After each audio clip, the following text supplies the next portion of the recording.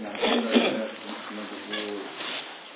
ونستعينه ونستغفره ونعوذ بالله من شرور أنفسنا وسيئات أعمالنا من يهده الله فلا مضل له ومن يضلل فلا هادي له أشهد أن لا إله إلا الله وأشهد أن محمدا عبده ورسوله. Amma ba'd, rekan-rekan yang saya muliakan, di kesempatan ini kita lanjutkan tentang Dararud Dunub wal Ma'asi, akibat perbuatan dosa dan maksiat.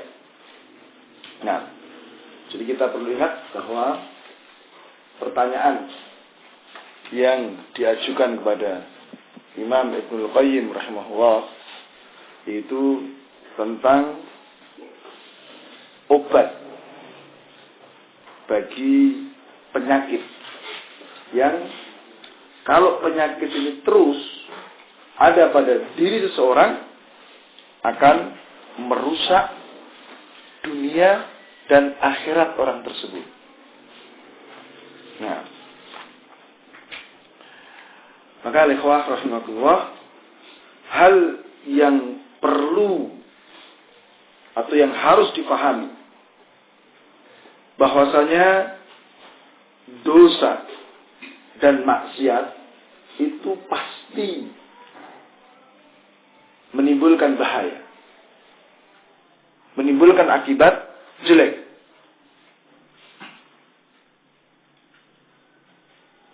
Dan perlu dipahami pula akibat atau pengaruh perbuatan dosa dan maksiat terhadap hati seorang hamba itu seperti pengaruh racun bagi tubuh kita.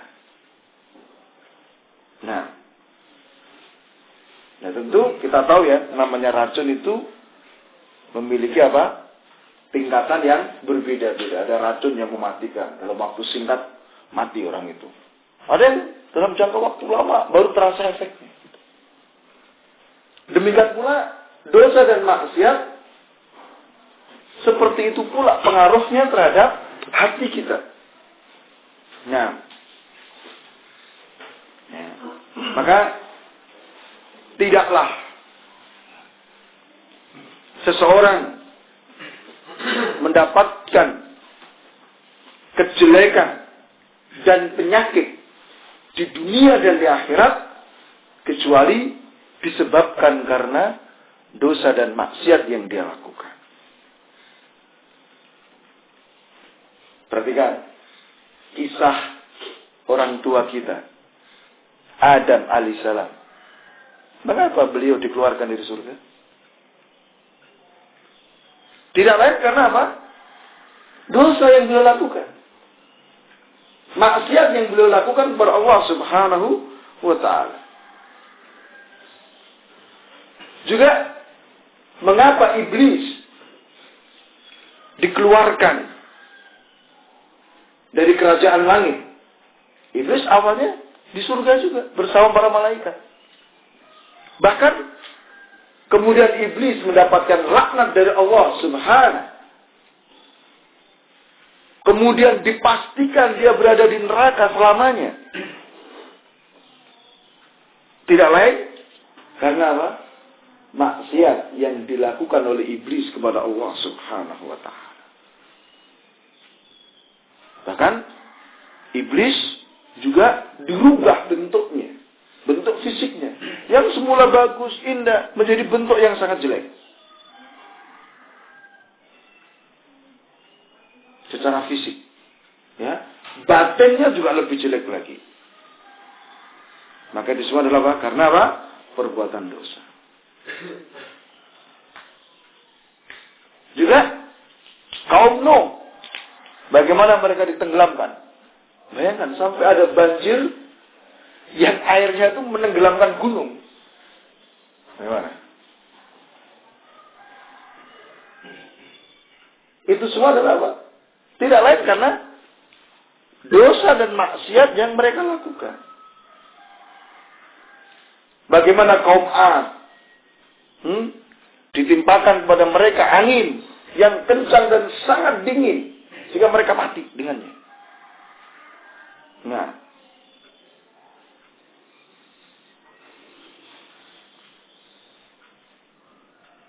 demikian juga kaum Samud, ya, yang Allah timpakan pada mereka suara yang sangat keras sehingga apa?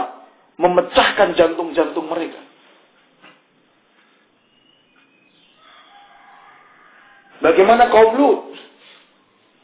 Ya, kampung mereka diangkat, kemudian dibalikkan, kemudian dihunjamkan ke tanah, satu ditimpakan batu dari langit. Tidak karena apa? Dosa dan maksiat yang mereka lakukan. Nah,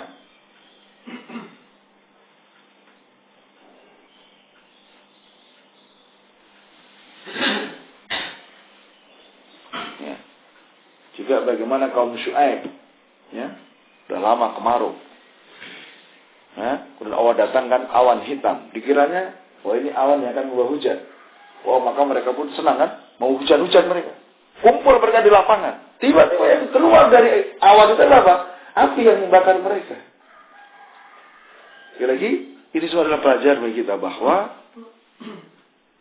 tidaklah seseorang atau satu kaum mendapatkan adab di dunia, musibah di dunia, ataupun nanti adab di akhirat, tidak lain karena apa?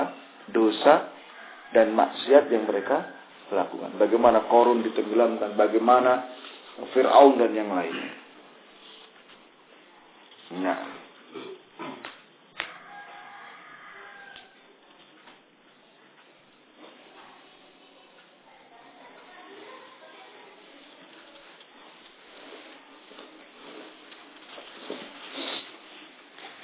Nah, maka diceritakan oleh Imam Ahmad. Beliau mendapat cerita dari Al-Walid ibnu Muslim. Al-Walid mendapat cerita dari Sofwan bin Amr. Sofwan mendapatkan kisah dari Abdurrahman bin Jubair. Dari Nafir, dari bapaknya. Kisah ketika kaum muslimin berhasil menaklukkan kota Siprus. Ya. Penduduknya kocar-kacir. Ya. Sebagian menangisi sebagian yang lain. Maka kata Nafir, aku melihat Abu Darda, seorang sahabat, dia duduk sendirian dan menangis. Saya datang Abu Darda dan saya tanya, ya Abu Darda, ma yabkika fi yawmin a'azallahu fihi al-Islam wa ahla. Wahai Abu Darda, apa yang menyebabkan engkau menangis? Di hari di mana Allah memuliakan Islam dan kaum muslimin. Ya kan? Kemenangan. Kaum muslimin mendapatkan kemenangan, bisa menaklukkan kota Siprus. Tapi kenapa engkau hari ini menangis, wahai Abu Darda? Apa sebabnya? Maka beliau menjawab, wahai hak ya Jubair, ma ahwanul khalq 'ala Allah idza adha'u amrah. Celaka kamu wahai Jubair. Betapa rendah seluruh makhluk, betapa hina seluruh makhluk, ya, atas Allah ketika mereka menyia-nyiakan perintah Allah Subhanahu wa ta'ala. Lihat, perhatikan penduduk Siprus ini. Mereka kemarin adalah orang yang perkasa, yang berkuasa, memiliki kekuatan. Tetapi sekarang lihat, Karena mereka meninggalkan perintah Allah. Lihat keadaan seperti yang lihat sekarang ini. Mereka hancur. Mereka terkalahkan. Mereka menjadi orang yang rendah, menjadi tawanan. Kemarin berkuasa. Ya, maka sekali lagi ya, kita tekankan bahwa betapa rendah dan hina siapapun yang menyia-nyiakan perintah Allah Subhanahu wa ta'ala. Betul-betul Allah akan hinakan. Dan ini pun kita bisa lihat misalnya para tokoh di negeri ini. Yang semula dia seorang pejabat, orang punya kedudukan, tahu-tahu masuk penjara. Mengapa? Itu dosa yang mereka lakukan. Ya. Nah, maka ini semua adalah apa? Pelajaran dan nasihat bagi kita. Ya.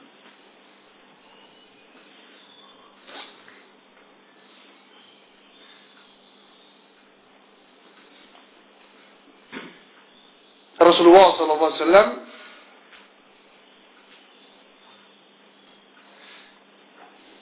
mengkabarkan kepada kita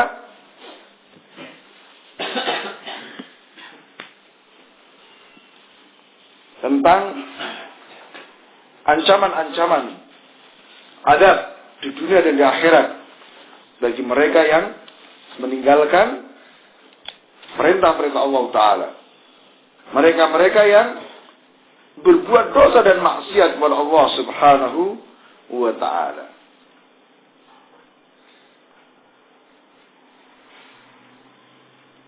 Ya. Rasul SAW menyatakan lan yahlikan nasu hatta yu'dharu min anfusihim. Allah tidak akan pernah membinasakan manusia sampai mereka sendiri yang membinasakan diri-diri mereka. Nah, jadi sebab kehancuran, sebab kebinasaan kita, sebab kita dapat musibah, sebab kita dapat kesulitan adalah apa? Ya diri kita sendiri. Tidak menjaga ketakwaan kepada Allah Ta'ala. Berani melakukan dosa dan maksiat. Nah, bahkan ya, ketika kemaksiatan itu sudah nampak, artinya orang mulai terang-terangan melakukan maksiat.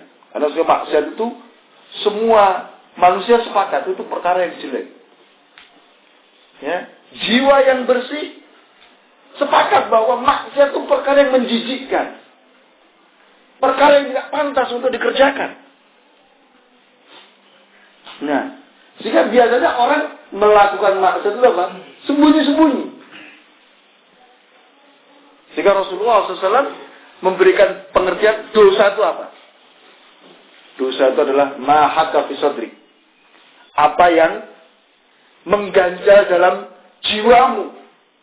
Dan engkau malu orang melihat hal itu ada pada dirimu. Itulah dosa. Sesuatu yang mengganjal dalam jiwamu. Ya, dan engkau malu kalau hal itu sampai terlihat oleh orang lain. Itulah dosa. Jika biasa orang melakukan dosa itu sembunyi-sembunyi. Tetapi di suatu masa nanti orang akan terang-terangan. Ya, jika Rasul katakan, "Idza zaharatil ma'asi fi ummati, ammahum wa bi'adzabin min 'indi." Apabila telah nampak kemaksiatan di kalangan umatku, maka Allah akan timpakan azab secara menyeluruh dari sisinya. Semua akan kena. Semua akan terkena azab tersebut. Maka kata Ummu Salamah, istri Rasulullah, "Ya Rasulullah, ama fi yawma idzin unasun salihun." Wahai Rasulullah, bukankah pada waktu itu masih ada orang-orang yang saleh? Apakah orang yang soleh juga akan terkena dampak dari azab tersebut? Qala bala. Iya, mereka pun kena. Nah.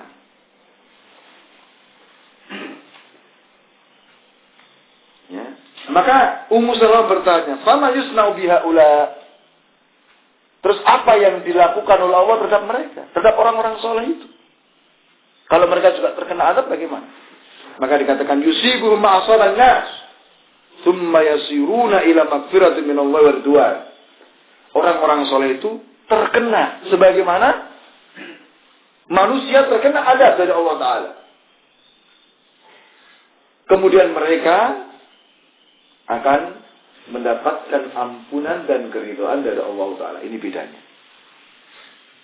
Sehingga dalam ayat Allah Ta'ala juga disebutkan wattaqu fitnatan la tusibana alladziina zalamu minkum khassah. Jaga diri kalian dari azab Allah. Yang kalau azab Allah itu turun tidak hanya menimpa kepada orang-orang yang berbuat zalim saja. Azab ketika turun tidak hanya mengenai orang yang melakukan maksiat saja, tapi siapapun kena. Gempa bumi, ya semua merasakan. Ya kan? Banjir, semua kena. Gunung meletus, semua kena. Nah. Maka di sini diperlukan adanya amar ma'ruf nahi munkar. Nah.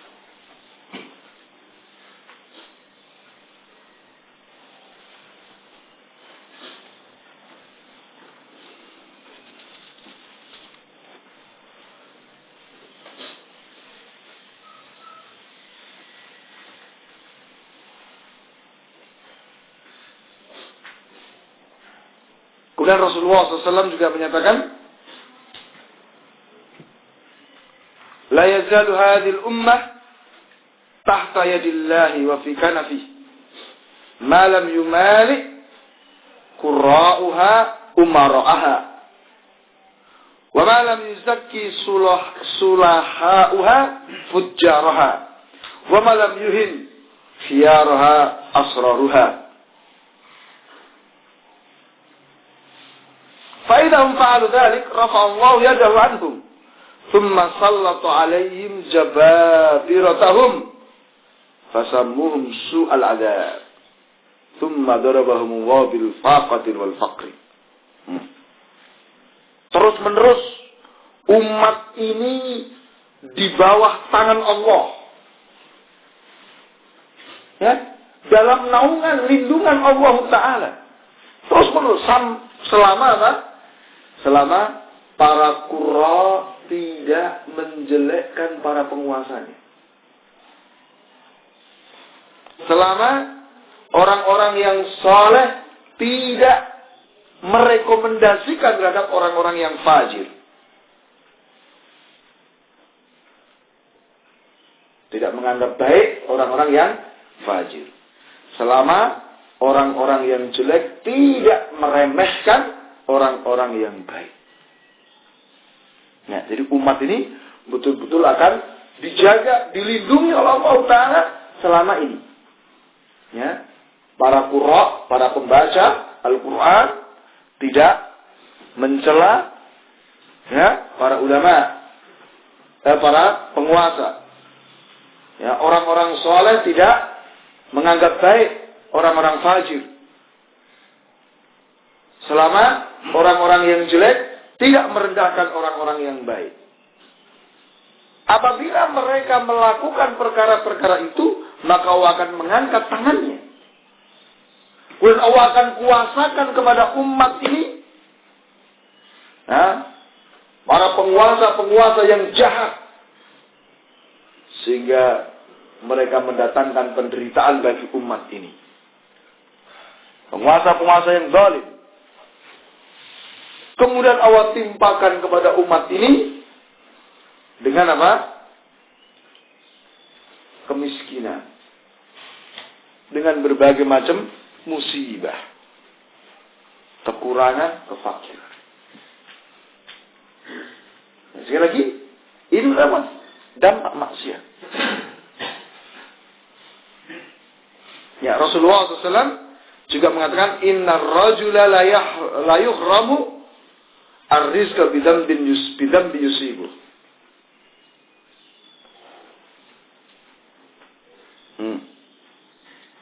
Sesungguhnya seseorang diharamkan mendapatkan rezeki karena dosa yang dilakukan. Nah, ini contohnya banyak. Mungkin dia seorang pegawai, otomatis dia dapat pekerjaan kan. Saya mungkin karena dia mencuri, sehingga dia dipecat, sehingga dia kehilangan pekerjaan. Dengan itu apa? Dia tidak mendapatkan rezeki lagi. Nah, betapa banyak yang seperti ini. Ketika seseorang tidak jujur, ya akhirnya hilang kesempatan untuk mendapatkan pekerjaan. Dan seterusnya.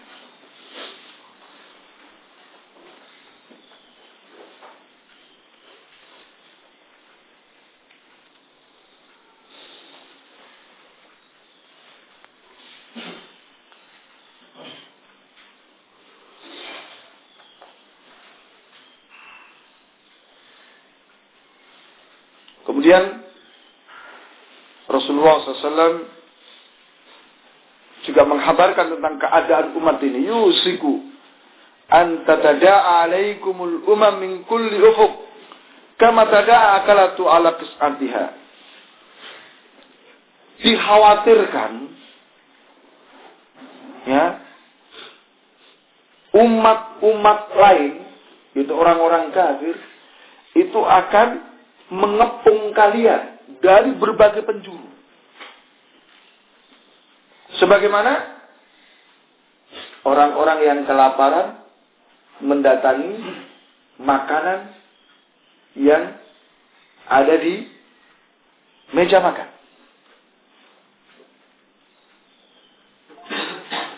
Nah, maka kami pun bertanya, ya Rasulullah, amin kilatin bina yaumaid. Mengapa musuh-musuh itu berani mengepung kita? Apakah karena jumlah kita sedikit pada waktu itu, wahai Rasulullah? Kata Rasulullah, antum yaumaidin katsir. Kalian pada hari itu banyak. Jumlah kalian banyak. Walakinnakum ghusa ka ghusa'is sail. Akan tetapi keadaan kalian seperti buih. Buih di pantai. Ya, keadaan buih tahu kan? Dia nggak kokoh. Dia ikut arus saja. Kemana gelombang itu bergerak, ya buih itu ikut di situ. Ketika ditampakkan di pantai, hilang sudah, tidak ada bekas buih itu. Nah, kondisi kalian umat Islam pada hari itu seperti itu. Tidak kokoh berpegang dengan agamanya, ya, mengikuti arus dari orang-orang kafir, ya. Nah, dan ini nyata sekarang ini. Coba berapa banyak kaum muslimin kalau ditanya pada hari ini di mana Allah, mereka tidak bisa jawab dengan jawaban yang benar. Muslim, ya, kelihatannya di mana Allah mereka tidak bisa jawab. Berapa di antara kaum muslimin yang mengerjakan sholat, yang mengerjakan puasa, yang menutup aurat dengan benar?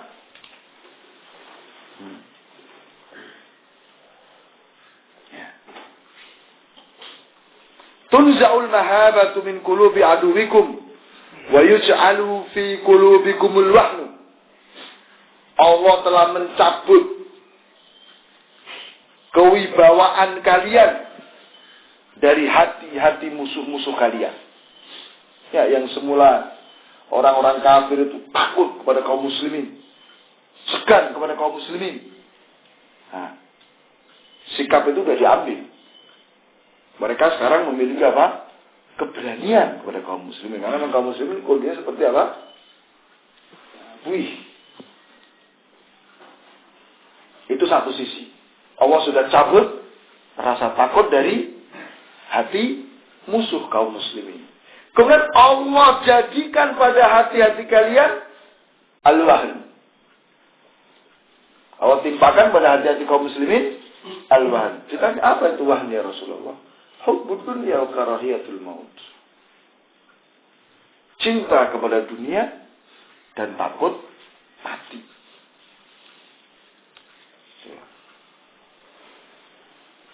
Maka Rasul alaihissalam ketika mendengar para sahabat membicarakan tentang kefakiran, beliau mengatakan, "Mal fakru akhafu alaikum." Bukan kefakiran yang aku takutkan atas kalian. Walakin idza busitat alaikumud dunya. Justru yang saya khawatirkan ketika apa? Dibuka untuk kalian perkara dunia. Kemudian kalian saling berlomba memperebutkan dunia itu sebagaimana orang-orang terdahulu memperebutkannya. Sehingga kalian binasa sebagaimana mereka binasa. Ya. Sekarang ini kenyataan kan. Kaum muslimin disibukkan dengan perkara-perkara duniawi. Sampai mereka mengatakan, tidak sempat untuk belajar agama. Tidak sempat untuk mengerjakan sholat. Tidak sempat, tidak ada waktu. Karena mereka apa? Sangat-sangat cinta kepada dunia.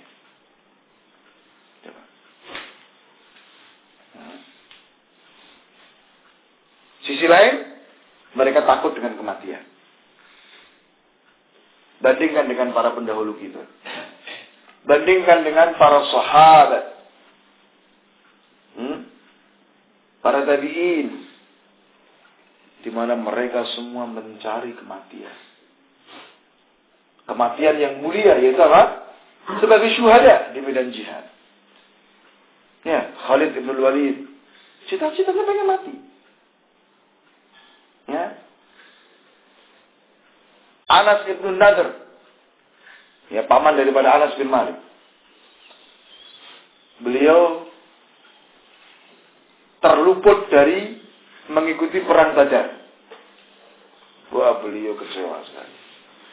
Maka beliau bersumpah, ya Allah, saya telah terluput dari perang Badar. Seandainya engkau berikan kepadaku kesempatan untuk berperang bersama Rasul, saya akan tunjukkan siapa diri saya.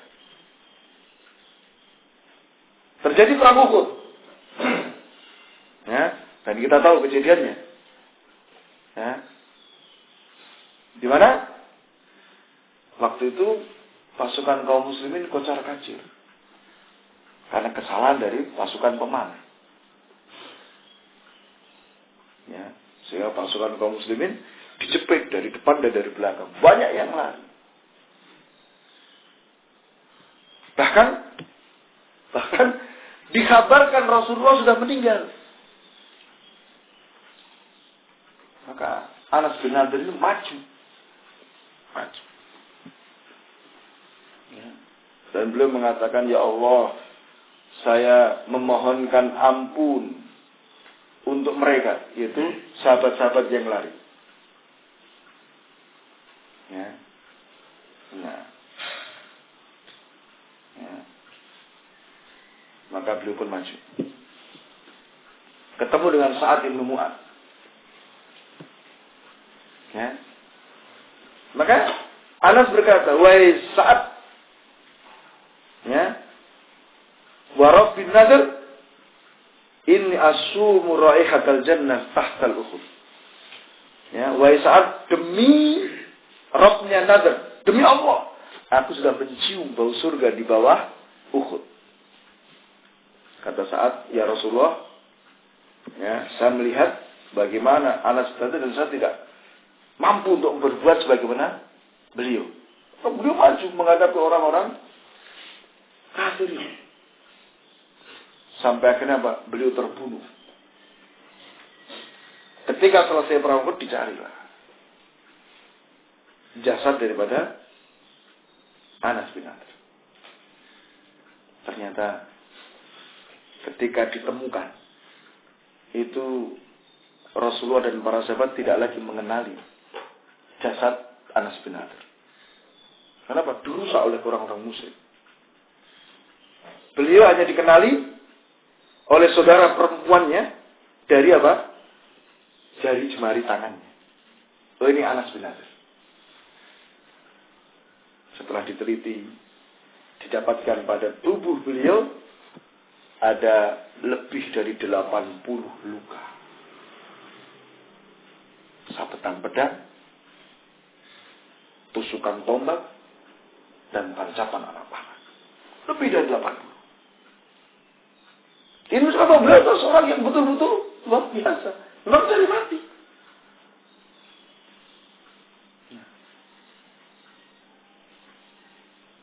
Berapa banyak para sahabat menangis ketika tidak bisa ikut perang Tabuk. Karena nggak punya bekal dan Rasulullah juga tidak mampu untuk membawa mereka.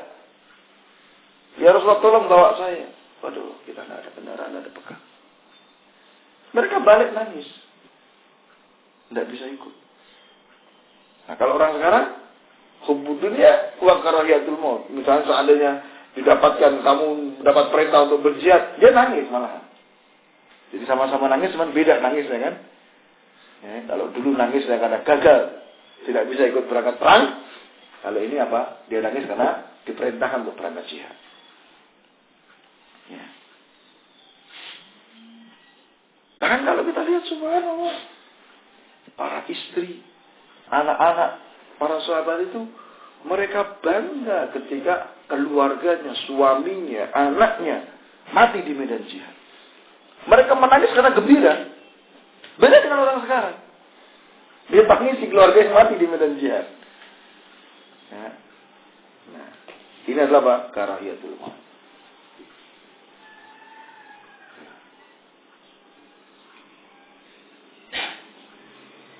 Ya. Al-Bara ibn Malik. Ya. Ketika kaum muslimin sudah berhari-hari sekian lama tidak bisa menembus benteng orang kafir, maka beliau katakan, tolong lemparkan diri saya ke dalam benteng. Ini berarti apa resikonya apa? Mati. Dengan dilempar ke dalam benteng. Supaya saya bisa membuka pintu benteng itu. Diingatkan oleh para sahabat yang jangan nanti kamu bisa mati. Sudah Bapak tidak apa. Saya korbankan diri saya untuk Allah demi kemenangan kaum muslimin. Benar dilempar sana.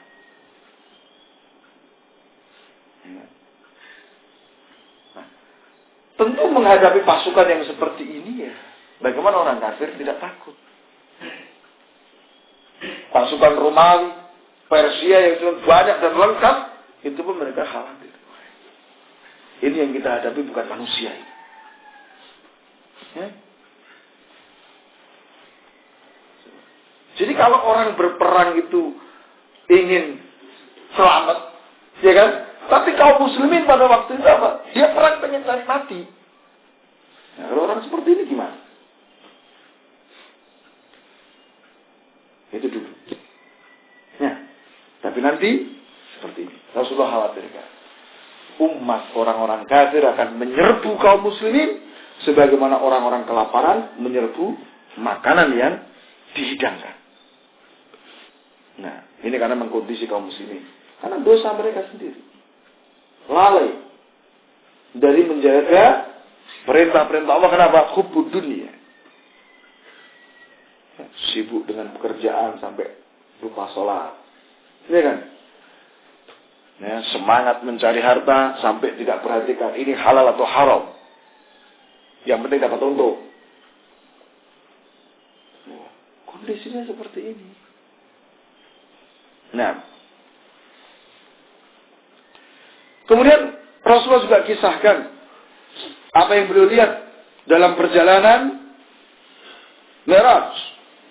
Lamma urija bi marartu bi qaumin law atfarun min nuhasin yahmishuna bi wujuhahum wa sudurahum. Ketika aku Mi'raj, aku melewati satu kaum yang mereka memiliki kuku yang terbuat dari tembaga. Mereka mencakar dengan kukunya, jadi wajah-wajah mereka dan dada-dada mereka otomatis terluka, teralirkan darah dari badannya. Maka saya tanya, Man haula'i ya Jibril? Siapa mereka ya Jibril? Kok seperti itu? Qal haula'i alladziina ya'kuluna luhuman nas wa yaqa'una fi a'radihim. Mereka adalah orang-orang yang memakan daging manusia dan mencela kehormatan manusia. Ya, memakan daging manusia artinya apa? Menghibah. Ya, membicarakan kejelekan-kejelekan orang. Nah, ini berarti apa? Dikabarkan tentang nanti ada di akhirat bagi pelaku dosa ini. Nah,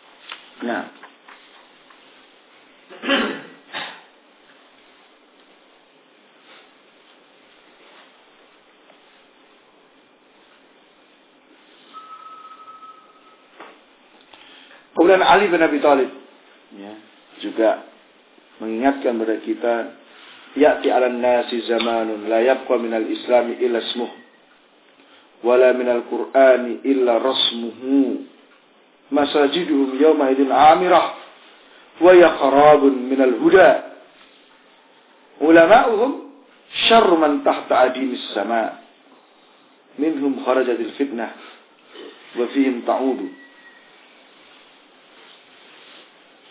Akan datang pada manusia satu zaman di mana tidaklah tersisa dari Islam kecuali hanya namanya saja.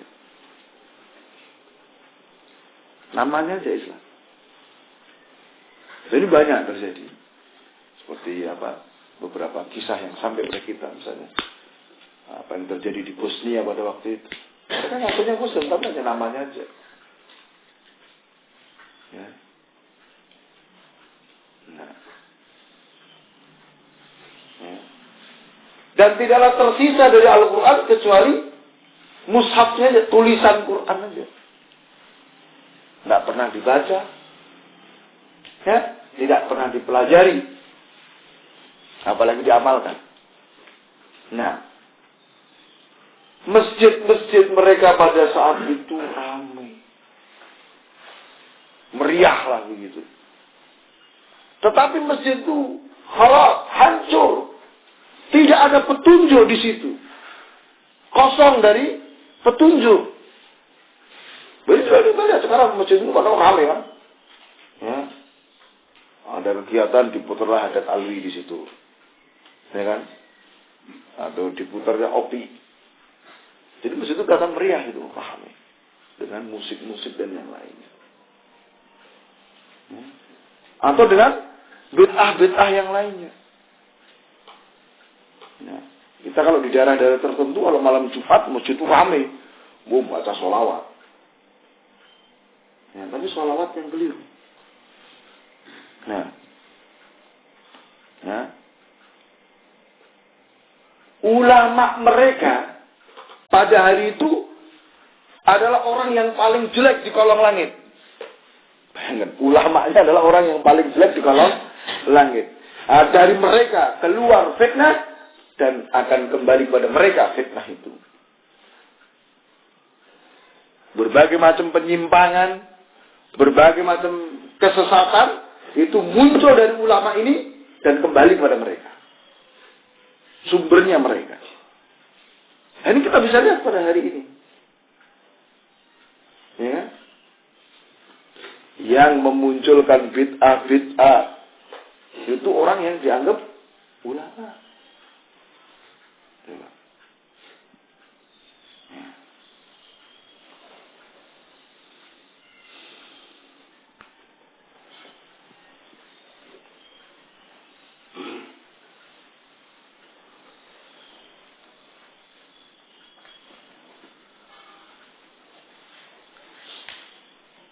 Nah, kemudian juga disebutkan idza zahara zina war riba fi qaryatin adinallahu azza wa jalla bihalakiha.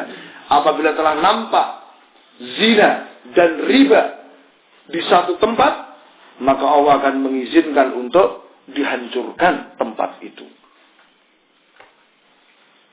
Sekarang, apa kita nggak khawatir? Nah, zina di mana, Mas? Terang-terangan. Riba, gedungnya mewah-mewah. Nah, bahkan menjadi tempat yang paling menonjol di satu tempat misalnya. Nah, bangunan riba. Nah,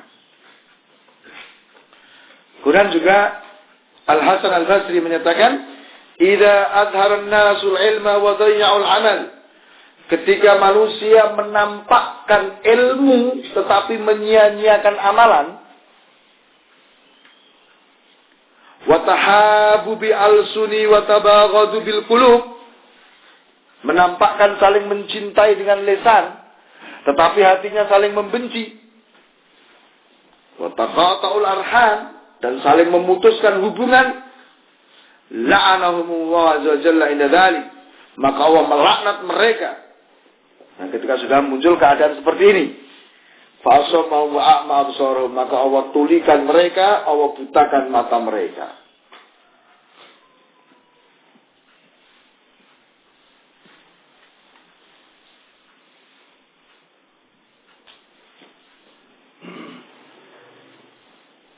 Nah, dan masih banyak ya hadis-hadis lain, ya hadis-hadis lain yang menunjukkan atau yang menghabarkan tentang ancaman ya azab di dunia dan juga di akhirat ya bagi kaum yang melakukan dosa dan maksiat. Nah,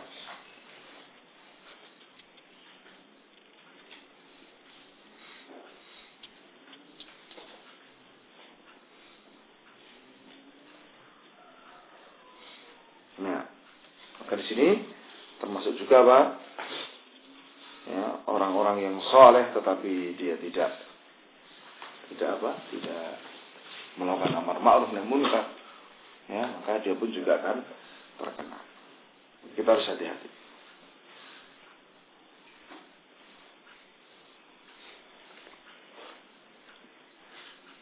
Maka kita lihat bagaimana ya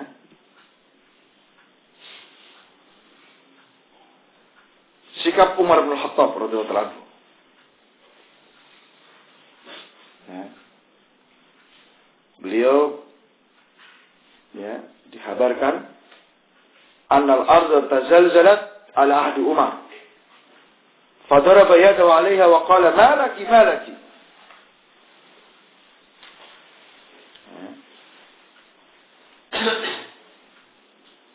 Terjadi gempa pada masa Umar bin Khattab. Maka beliau pun apa? Memukulkan tangannya ke bumi. Ada apa kamu? Kalau memang sekarang hari kiamat, maka akan didahului dengan apa? Tanda-tandanya. Ya, sebab Rasulullah sudah mengabarkan apabila terjadi hari kiamat, maka tidaklah ada sejengkal bumi ya kecuali dia akan bicara. Ya. Selain ayat wa yaumaidin tuhadditsu akhbarah. Nah, juga dikatakan zulzilatil madinatu ala ahdi Umar. Terjadi gempa di Madinah pada masa Umar bin Khattab. Maka beliau berkata, ya ayuhan nas, ma hada? Wahai manusia, ada apa ini? Ma asra'a ma ahdatstum. Betapa cepat kalian membuat perkara-perkara baru. Ya. Lain adat la usakinukum fiha. Kalau terjadi gempa lagi, saya tidak akan tinggal bersama kalian. Ya, ini mengapa? Karena Umar paham. Tidaklah terjadi gempa kecuali karena ada perbuatan maksiat di atasnya. Ya.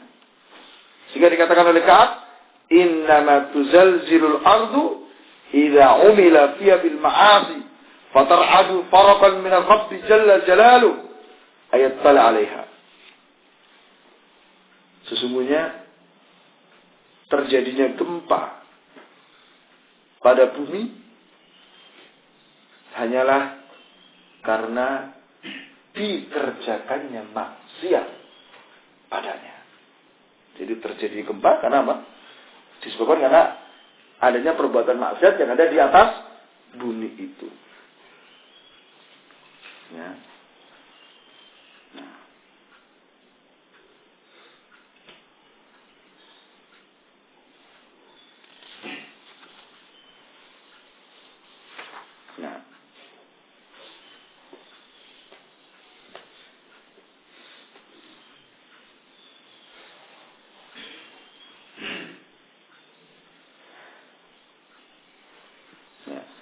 Demikian juga Umar bin Abdul Aziz, ya, juga memahami seperti itu, bahwasanya apa?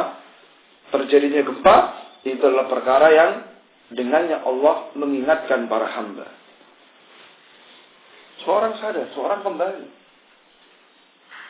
Dan beliau tulis surat ke berbagai negeri tentang seperti itu.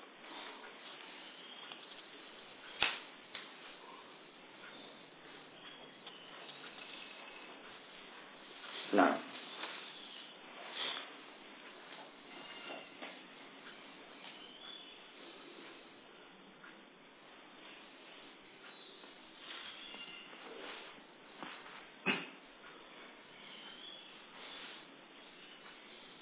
jadi ini adalah di antara berita-berita yang datang dari Rasulullah SAW.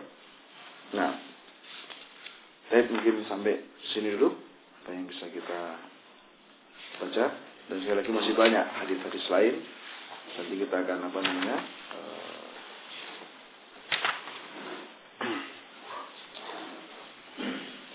sebutkan di pertemuan-pertemuan yang akan datang. Ya. Baik, kita akhiri. Alhamdulillah. Assalamualaikum warahmatullahi wabarakatuh.